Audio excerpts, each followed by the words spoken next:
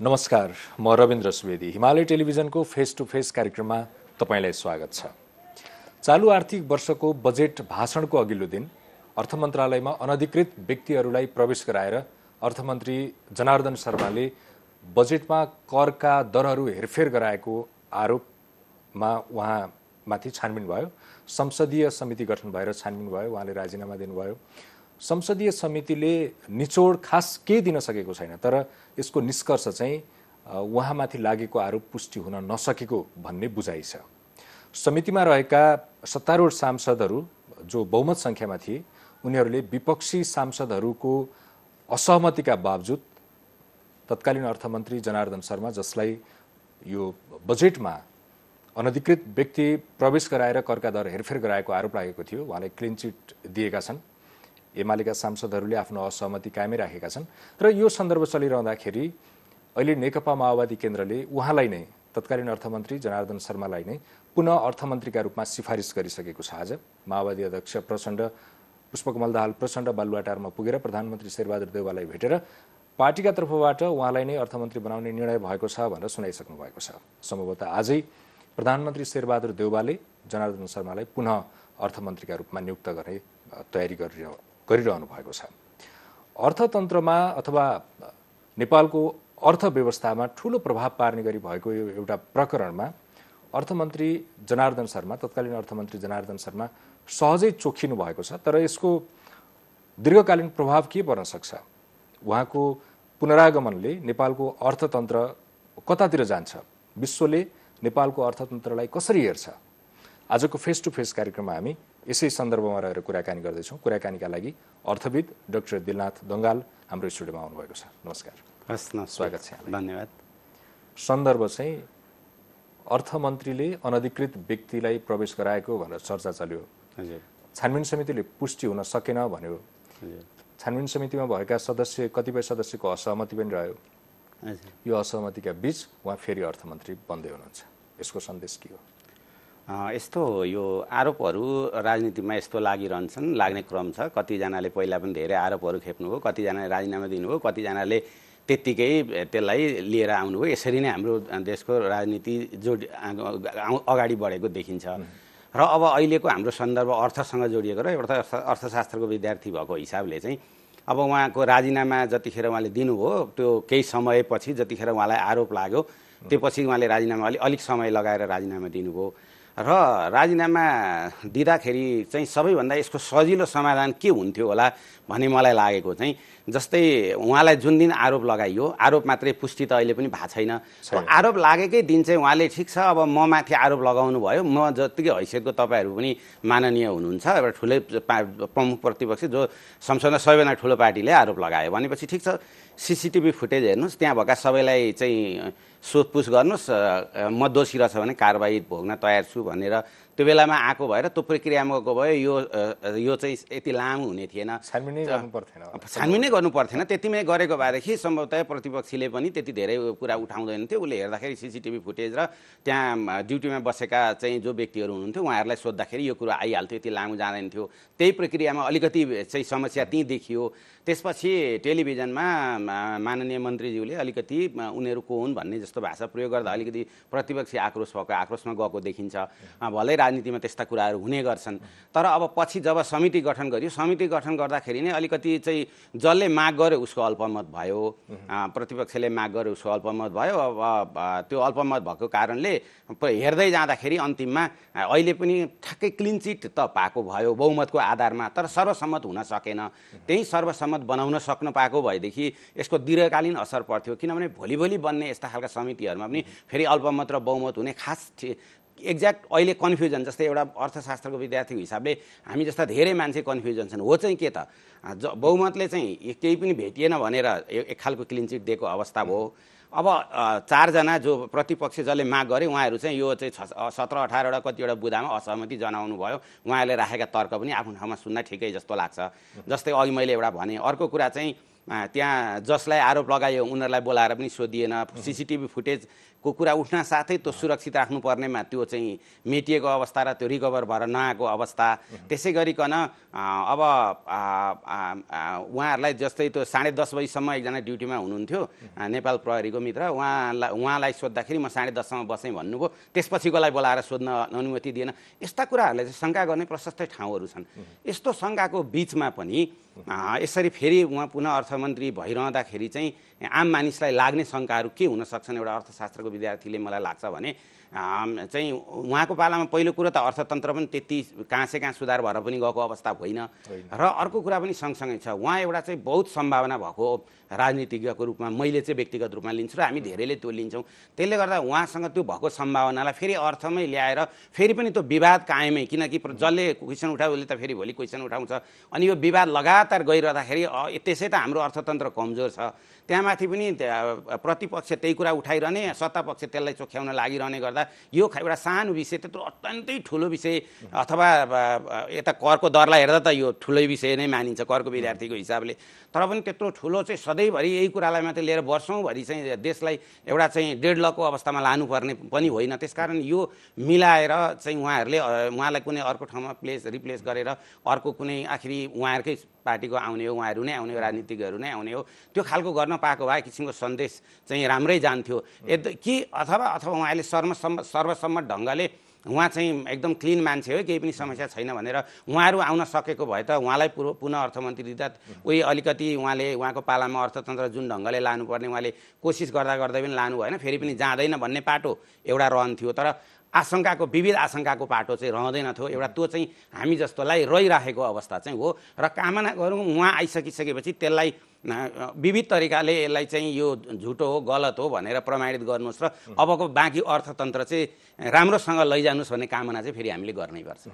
अब संसदीय निर्वाचन नजिकै छ भनिएको छ, घोषणा नभए पनि यो संसदको कार्यकाल धेरै लामो छैन, त्यसैले अहिलेका मन्त्रीहरू धेरै लामो समयसम्म टिकिरहने पनि होइनन्। हजुर, एउटा एक्सपायर भएर जाने सरकार हो यो। हजुर, भनेपछि यो छोटो अवधिका लागि जसरी पनि उहाँलाई नै पुनर्स्थापित गर्नका लागि नेकपा माओवादी केन्द्र वर्तमान सरकार प्रधानमन्त्री शेरबहादुर देउवा पनि यो अस्तित्वकै लडाइँमा किन उत्रिनु भएको भन्ने तपाईँलाई लाग्छ?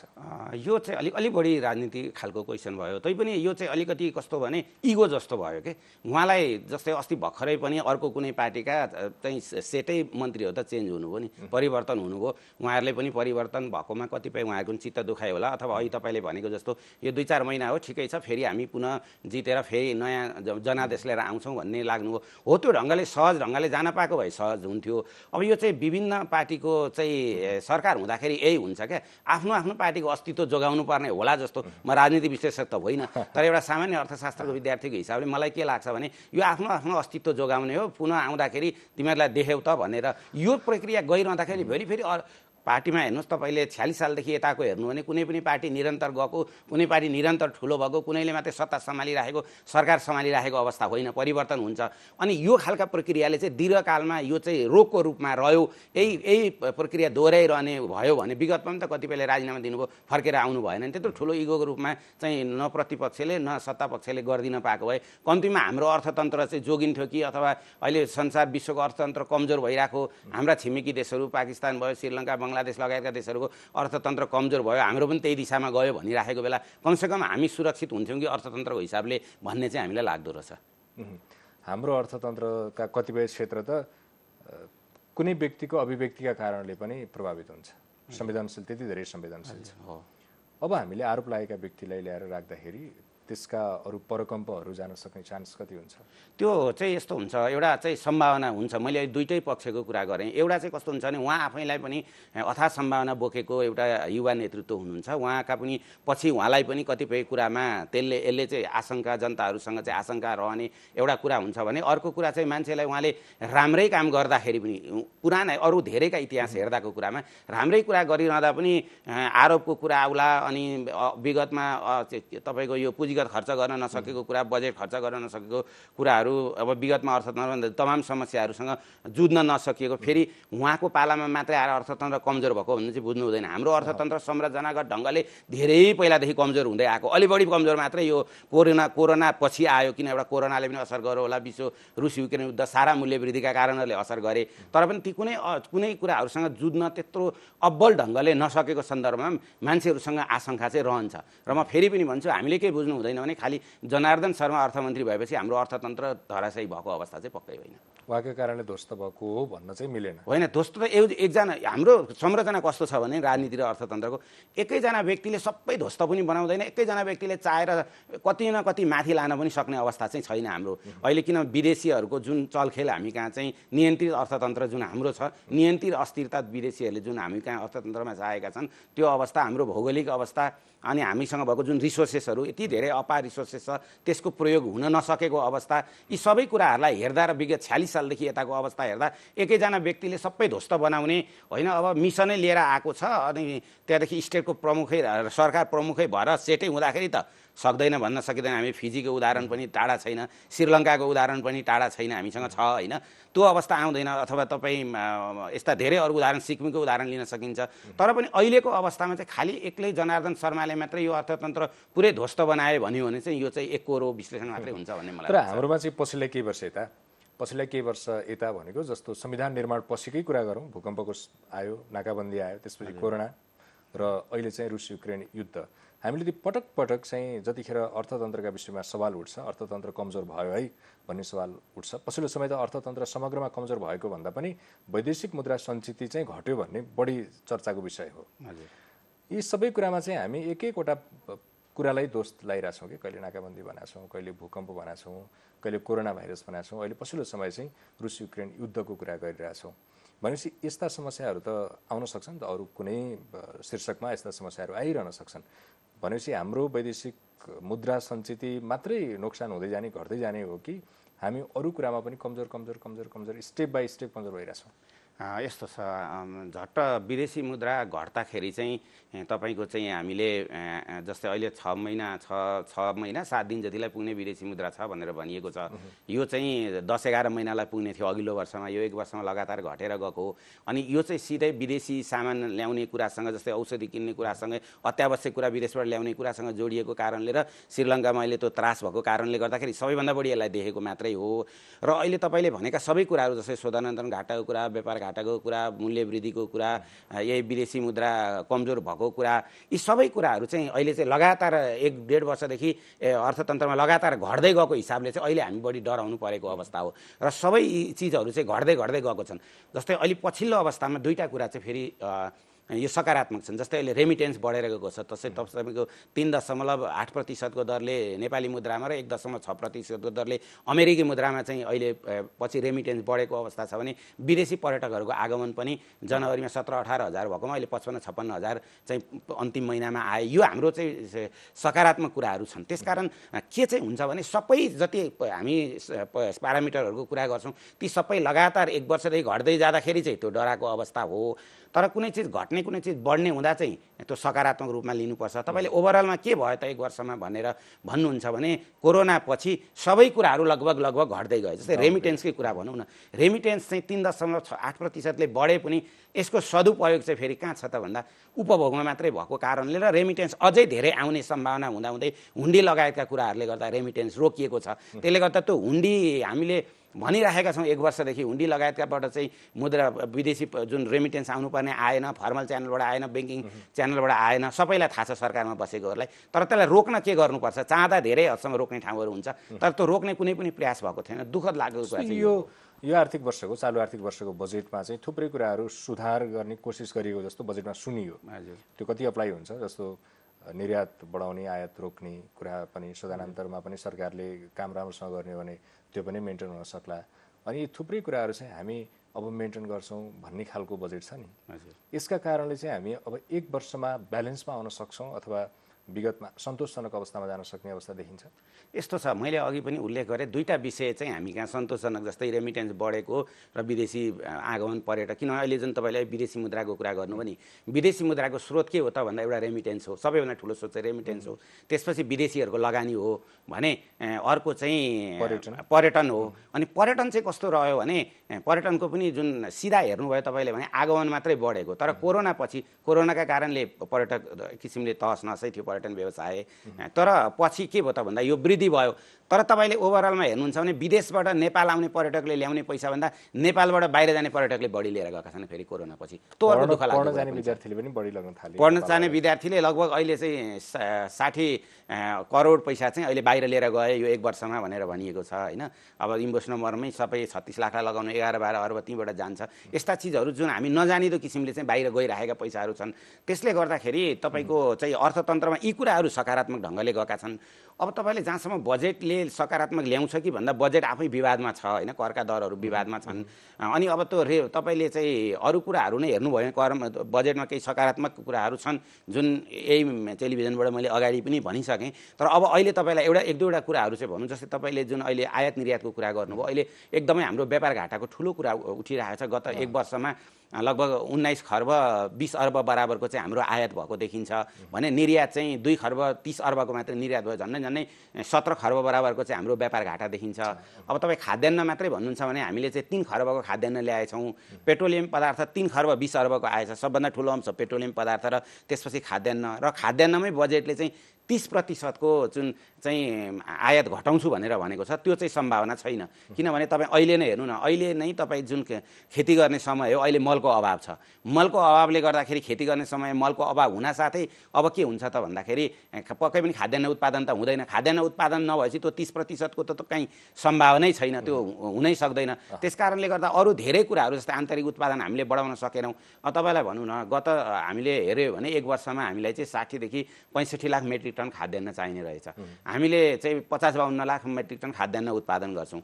त्यो बाँकी त हामीले आयात गर्ने हो। त्यसलाई चाहिँ निरुत्साहित गर्नको लागि अघि नै मैले भनेको जस्तो चाहिँ मलको पूर्ति हुनु पर्थ्यो। मल फेरि हाम्रै कारणले मात्रै नभएर विश्व अर्थतन्त्रमा देखिएको समस्याको कारणले पनि मलको अभाव भएको छ। त्यसले गर्दा यो मलको अभाव भएको सन्दर्भमा तपाईँले अघि उल्लेख गरिरहँदा कमसेकम बजेटमा चाहिँ 70 अर्ब पैसा चाहिँ छुट्याइदिन सकेको भए मलको लागि, यो मैले किन यति भन्दैछु भने त्यति मलको लागि छुट्याउनु भने हामीलाई 4 लाख मेट्रिक टन मल चाहिँदो रहेछ, जसमा 2 लाख मेट्रिक टनको आवश्यकता त्यसले पुरा गर्छ।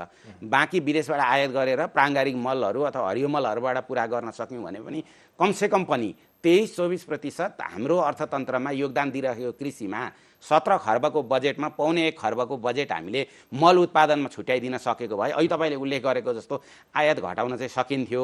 कृषि प्रधान देश भनेर आयातकै अघि मैले भनेको जस्तो त्यो अवस्था भइरहँदाखेरि चाहिँ तत्काल त्यो समाधान भएर त्यति धेरै जाने फेरि चुनावी वर्ष छ। अब सरकारले बजेट कार्यान्वयनको कुरा तपाईँ हेर्नुहुन्छ नि त, अब चुनाव घोषणा मङ्सिरको कुरा भइरहेछ, त्यो बेलासम्म त अब बजेट तपाईँ जुनसुकै सरकार हुँदा पनि त्यो कार्यान्वयन हुने त अहिले त झन् सम्भवै देखिँदैन। अनि त्यति बेलासम्म कार्यान्वयन हुने, गत सालको बजेट नै जम्मा तपाईँ 78% बजेट कार्यान्वयन, 54% मात्रै पुँजीगत खर्च भएको छ भने एकदम सामान्य अवस्था। न कोभिड थियो, सामान्य वर्षमा त भने अब तपाईँ यो चुनावी वर्षमा त्यहाँमाथि रुस युक्रेन युद्धको कुरा तपाईँले अहिले उल्लेख गरिहाल्नु, विश्व मन्दीको कुरा, खाद्य सङ्कटको कुरा आइरहेछ, कोभिडको अझै चाहिँ अवस्था सिद्धिएको छैन। त्यस्तै गरिकन तपाईँको अब ऊर्जा सङ्कटको कुरा पनि विश्वमा आइरहेछ, जलवायु परिवर्तनको कुराले पनि असर गरिरहेको सन्दर्भमा तत्काल त्यो बजेटै कार्यान्वयन हुने भने जस्तो त त्यति सम्भावना देखिँदैन। सुरुमा त हामी मलबाट जानु पर्थ्यो, बजेट कार्यान्वयनको चरणमा पनि खेती गर्ने समय थियो, मलै ल्याउन सकेनौँ। अब त्यसमाथि जस्तो विश्व खाद्य सङ्कटकै कुरा छ, भारतले पनि कतिपय वस्तुहरू निर्यात नगर्ने भनिसकेका छ, त्यसको प्रत्यक्ष मार नेपाललाई पर्ने नै होला। त्यसले गर्दाखेरि अब हामीले आयात घटाउँछौँ भन्ने कुरा त्यो 30% होइन, हामी कति सकौँला त? यस्तो छ, यो आयात घट्ने कुरा चाहिँ अहिलेको सन्दर्भमा म त्यति सहज देख्दिनँ। आयात कसरी घटाउन सकिन्छ भने हामीले आन्तरिक उत्पादन गर्ने हो। हामीले आन्तरिक उत्पादन गर्ने हो नि त। आन्तरिक उत्पादन नगरिकन आयात अर्को घट्ने अवस्था छैन कि उपभोगै नगर्नु पर्यो। जस्तै हामीले 10 वटा वस्तुको आयात चाहिँ रोक्यौँ होइन, त्यो पनि भदौ 15सम्मलाई भनेको छ, असार मसान्तबाट बढाएर। लामो समयसम्म त्यो रोक्दा पनि हाम्रो अर्थतन्त्र अहिले पनि हाम्रो कर चाहिँ केमा छ भने भन्सारमा आधारित कर हो। अनि भन्सारबाट सामान्य आउन छोडेपछि त्यहाँ भन्सारबाट आउने त्यो कर राजस्व कमजोर हुँदै जान्छ एउटा। अनि अर्को पनि अहिले बजारमा सुनिन थालेको छ, मदिरा जस्ता वस्तुहरू जुन झट्ट यता अनावश्यक जस्तो लाग्छ हामीलाई, तर पर्यटन व्यवसायमा त्यसले असर गर्छ भनेर पर्यटन व्यवसायीहरू त्यसलाई लिएर आउनुभएको छ त्यो मुद्दालाई। अब त्यो मुद्दाको छिनोफानो वास्तविकता के हो त्यो पनि हेर्नुपर्छ। त्यसले गर्दा हामीले जसरी जबरजस्ती बाई फोर्स चाहिँ हामीले आयातहरू लामो समयसम्म रोक्न सक्दैनौँ।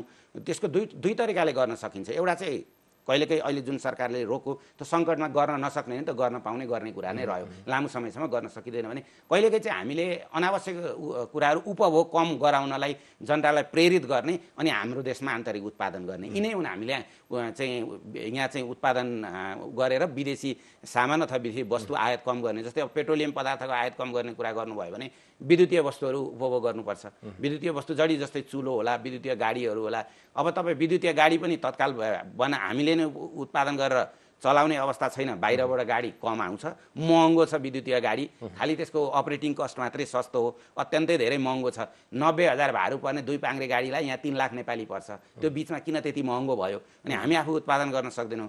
चुलोको कुरा पनि त्यही हो, विद्युतीय चुलोको कुरा पनि त्यही हो। तपाईँको एउटा चुलोलाई एभरेजमा 5-7 हजार 10,000 लाग्छ, त्यसको 1 वर्ष चाहिँ टाइमिङ हुन्छ। अनि हरेक जनताले प्रत्येक वर्ष चुलो फेरेर गरिरहँदाखेरि तपाईँले जोल्नु भने बिजुली र त्यो प्रत्येक वर्ष चुलो फेर्ने जोड्नु भने ग्यास चुलो त 15 वर्ष पुग्छ नि, 10 वर्ष पुग्छ नि, त्यो फेरि उस्तै पर्न जान्छ, किन हाम्रो बिजुली पनि त्यति सस्तो छैन। त्यसले गर्दा यी आन्तरिक कुराहरू सबै कुराहरू मैले संरचनागत ढङ्गले समस्या छ अर्थतन्त्रमा भने यिनीहरूलाई मसिनो ढङ्गले केलाउने हो भने र अहिलेलाई त्यो मसिनो ढङ्गले केलाउने खालको अर्थको ज्ञान भएको अर्थमन्त्री चाहिन्छ भनेको कारण पनि त्यो। त्यसकारण मसिनो ढङ्गले यी कुराहरू केलाउने हो भने कहिले पनि हामीले आयात कम गर्न सक्दैनौँ, होइन, धेरै सम्भावनाहरू हामीसँग छ। मैले यहाँ थोरै जोड्नु भएको थियो नि, जस्तो मसिनो ढङ्गले केलाउने सन्दर्भमा जस्तो हामी वस्तु आयात गरेनौँ भने त हाम्रो राजस्व उतातिर घटिरहेको छ।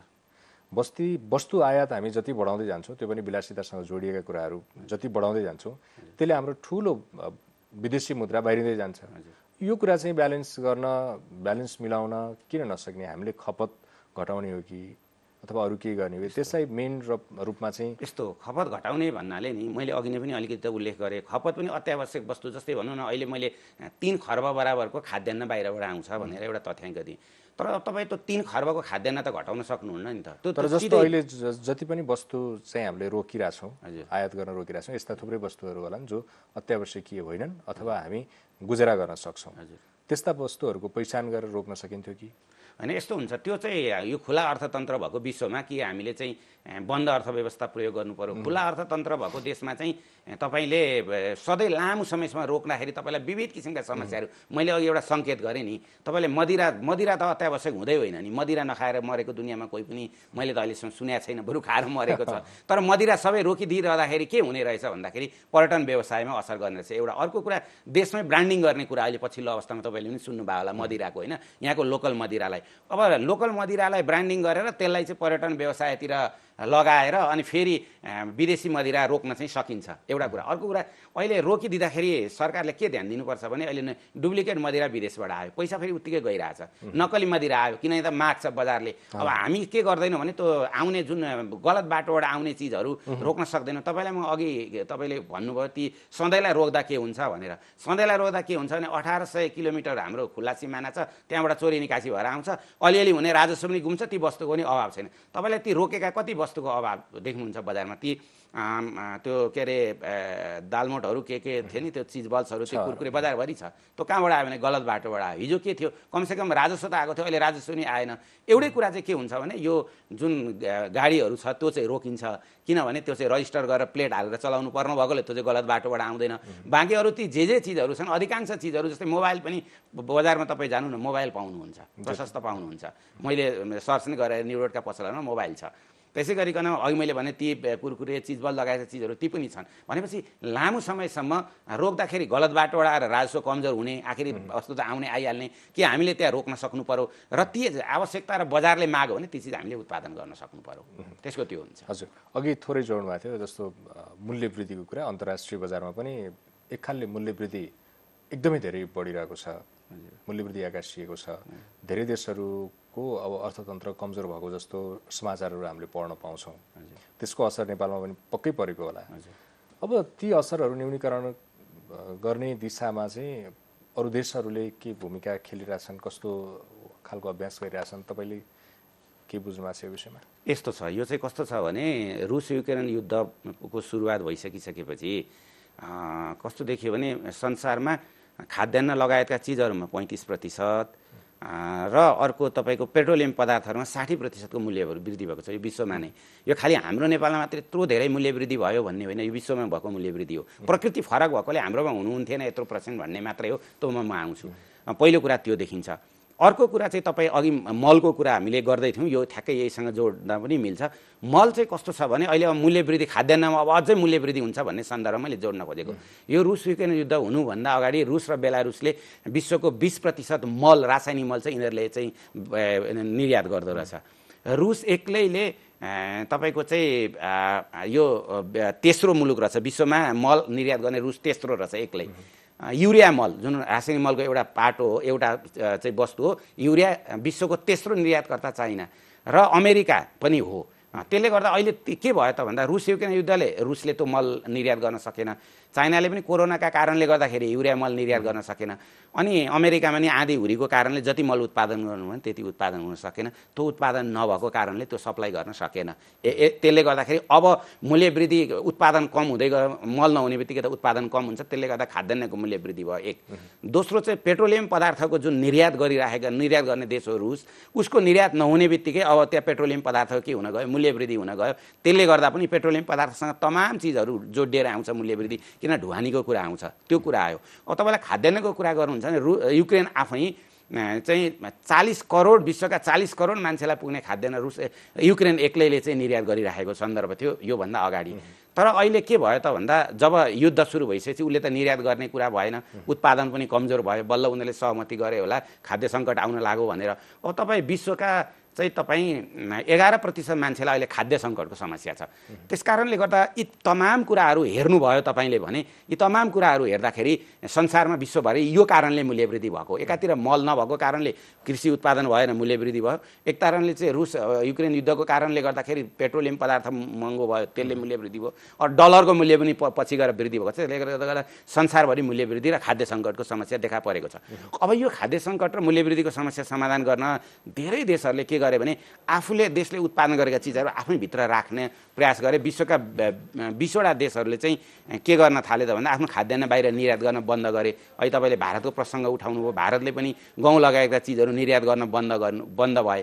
अब यी सबै कारणहरूले गर्दा नेपालमा के समस्या पर्न सक्छ भन्दा खाद्य सङ्कट नेपालमा अलिक पर्दैन, खाद्य समस्या चाहिँ हुन सक्छ। अहिले पनि 46 लाख जनताले कुनै न कुनै किसिमको खाद्य समस्या भोगेका छन् हामी कहाँ। अघि मैले एउटा तथ्याङ्क दिएँ, 60 लाख मेट्रिक टन र 50 लाख मेट्रिक टनको त्यो अभाव हुन सक्छ एउटा। अर्को मूल्य वृद्धिको कुरा त भइ नै हाल्छ। दुई किसिमले नेपालमा मूल्य वृद्धि हुन्छ। एउटा अघि हामीले तमाम बाहिरी कुरा गऱ्यौँ, त्यो कारणले मूल्य वृद्धि हुँदा सबै चिजहरू बढेर आउँछन्, पेट्रोलियम पदार्थको मूल्य बढेर आउँछ, अनि यहाँ ढुवानी खर्च लगायतको मूल्य वृद्धि हुन्छ। एउटा बाहिरबाट हुने मूल्य वृद्धि जुन सरकारले अथवा देशमा खालि आन्तरिक उत्पादन वृद्धि गरेर मात्रै हामीले के गर्न सक्छौँ भने त्यो मूल्य वृद्धि रोक्न सक्छौँ आफ्नै उत्पादन खाएर भने। दोस्रो अवस्थामा चाहिँ अप्राकृतिक रूपले बजारमा मूल्य वृद्धि भइरहेको छ। अहिले व्यापारी लगायतले अप्राकृतिक रूपले मूल्य वृद्धि गरेका छन्। त्यसलाई चाहिँ सरकारले रोक्नुपर्ने, त्यसलाई सरकारले रोकेको छैन। सरकार मुख दर्शक भएर बसेको छ या त्यसमा उसले चाहिँ आफ्नो भाग खोजिरहेछ, त्यो चाहिँ कन्फ्युजनको विषय छ। त्यसले गर्दा सरकारले जुन अवस्थामा मूल्य वृद्धि भयो त्यसलाई अप्राकृतिक रूपले हुने मूल्य वृद्धि, जस्तै रुस युक्रेन युद्ध भयो 2 महिनादेखि 3 महिनामा मात्रै त्यहाँबाट हिँडेको सामान आइपुग्छ, यहाँ भोलि मूल्य वृद्धि भयो, त्यो रोक्न सरकार असफल भएको हो। त्यस्तै यहीँ उत्पादन भएका कतिपय चिजहरू जस्तै फलामे छडमा आजै मूल्य वृद्धि हुनुपर्ने अवस्था लगायत यस्ता चिजहरूमा मूल्य वृद्धि भएको छ। त्यसले गर्दा यहीँ उत्पादन भएका चिजहरू पनि मूल्य वृद्धि भएको छ। त्यसकारण यो मूल्य वृद्धि कन्ट्रोल गर्न सबैभन्दा पहिला चाहिँ के गर्नुपर्छ भने सरकारले यसलाई अप्राकृतिक रूपले हुने मूल्य वृद्धिलाई नियन्त्रण गर्नुपर्छ, एउटा कुरा। अर्को कुरा चाहिँ पेट्रोलियम पदार्थको कारणले भएको मूल्य वृद्धि कम गर्नको लागि चाहिँ हामीले आन्तरिक रूपमा चाहिँ विद्युतीय वस्तुहरू, भेहिकलदेखि लगाए किचनका सामानहरू, यिनीहरूमा चाहिँ हामीले आन्तरिक रूपमा चाहिँ विद्युतीय वस्तुहरू प्रयोग गर्ने र हाम्रो आन्तरिक उत्पादन गर्ने, बाँझो रहेको जमिनमा कृषि उत्पादन गर्ने, यो खालको अवस्था हामीले अथवा कृषि विज्ञहरूलाई यही काममा लगाउने। तपाईँ अहिले चाहिँ 23-24% योगदान कृषिले दिइरहेको छ। नेपालको अर्थतन्त्रमा 60% मान्छे अहिले पनि कृषिमा आधारित छन्, तर 1% नेपाली युवाहरू हामी कृषिमा सपना देख्दैनौँ। त्यो समस्या छ। त्यसकारण कृषिमा इज्जत पनि छैन काम गर्नेहरूको। उत्पादन भएको चिज बजारसम्म पुर्याउन पाइँदैन, बिक्री हुँदैन। हामीले दुध बाटोमा पोखेको देखेको छौँ, उखु किसानले आन्दोलन गरेको देखेको छौँ, तरकारी बाटोमा सडेर ट्र्याक्टर बारीमै सडेर ट्र्याक्टर लगाएको देखेका छौँ।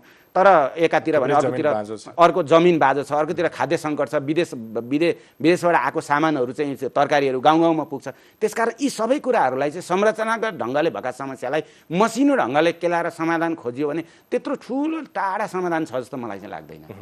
तर अहिले अब अत्यावश्यकीय वस्तुका रूपमा देखिएको एउटा इन्धन र अर्को खाद्यान्न, कतिपय देशहरूले त इन्धन आफूले स्टोरेज गरेको इन्धन निकालेर चलाइरहेको देखिन्छ। अब खाद्यान्नको कुरा त स्टोरेज गरेर लामो समय राख्न सकिने कुरा पनि होइन होला यो वस्तु। अब हामीसँग त इन्धनको स्टोरेज त कति पनि छैन, हामी राख्नै सक्दैनौँ, 2 दिनलाई पनि पुर्याउन सक्ने अवस्था हाम्रो छैन। भनेपछि यस्तो अवस्थामा त तपाईँले हामी समस्यामा मात्रै पर्छौँ, सङ्कटतिर चाहिँ जाँदैनौँ कि भन्नुभयो।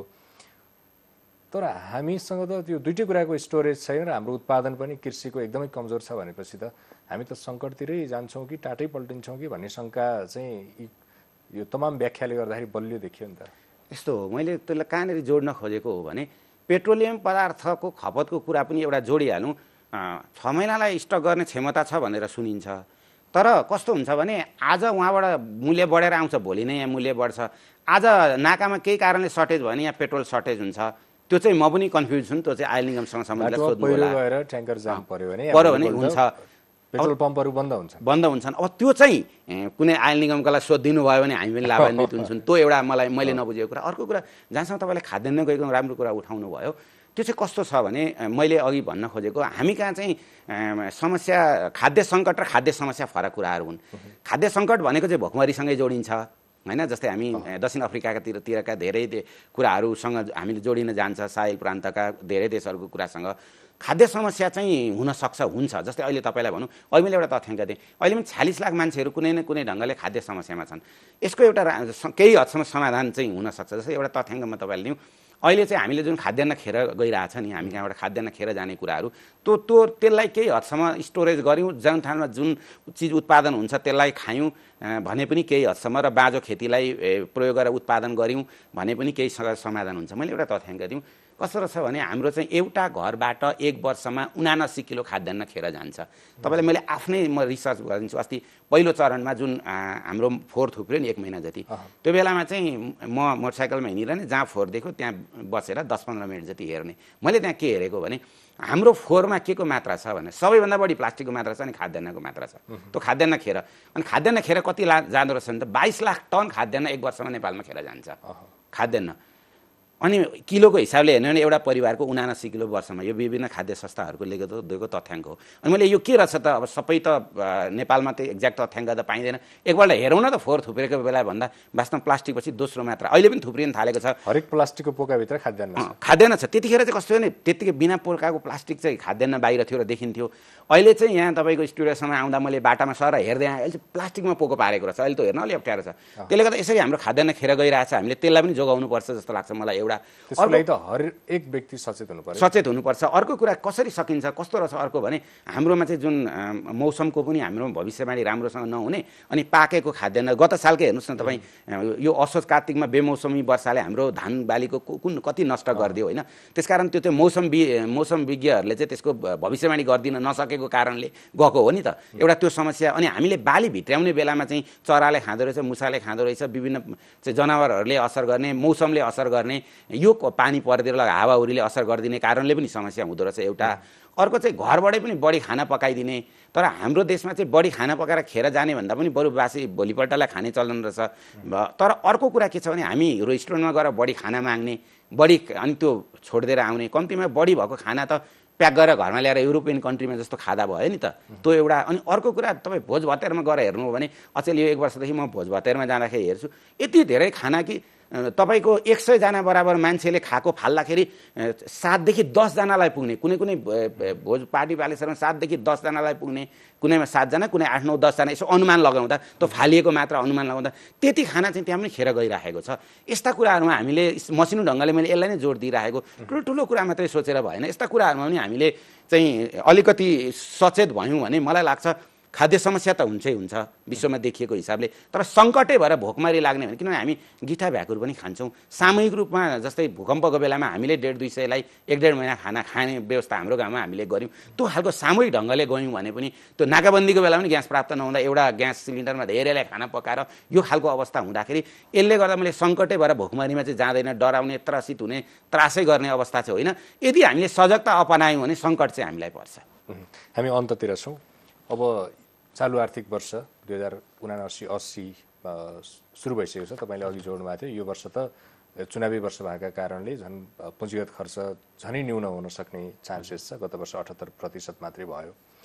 अब यो पुँजीगत खर्च हामीले यसरी कमजोर बनाउँदै गयौँ भने त त्यसले अल्टिमेट वैदेशिक मुद्रा पनि कमाउने होला, किनभने हामी त कतिपय ठाउँमा ऋण अथवा अनुदानका कारणले पनि भित्राइरहेछौँ। त्यसरी गर्न सक्दैनौँ भनेपछि अब यो वर्ष कसरी चल्ला, हामी झन् कमजोर हौँला भन्ने लाग्छ कि यो आर्थिक वर्ष सन्तुलनमै बित्ला भन्ने लाग्छ हामी अन्ततिर? यस्तो छ, झट्ट हेर्दाखेरि चाहिँ मैले अघि भने नि सरकारको काम गर्ने शैली, चुनाव वर्ष, विश्वको आर्थिक सङ्कट र कोरोनाको असर पनि सिद्धिएको छैन। जस्तै गत सालको अर्थतन्त्र खालि विश्वको कारणले मात्रै वा सरकारको कारणले मात्रै होइन कि कोरोनाको समस्याको कारणले गर्दाखेरि हामीलाई सङ्कट आएको। कोरोनादेखि नै अर्थतन्त्र तल झर्दै थियो, पछि त्यसलाई चाहिँ समेटेर लाने ठाउँ चाहिँ थियो, सम्हाल्ने ठाउँ चाहिँ थियो, तर अब हाम्रो राजनीतिक अस्थिरताको कारणले सरकारले जुन लिड गर्नुपर्ने थियो त्यो लिड गर्न नसकेर सरकार चाहिँ गठबन्धनभित्रै अल्झेको कारणले गर्दाखेरि र यी 3-4 कारणले गर्दा अर्थतन्त्र सङ्कटमा गएको हो।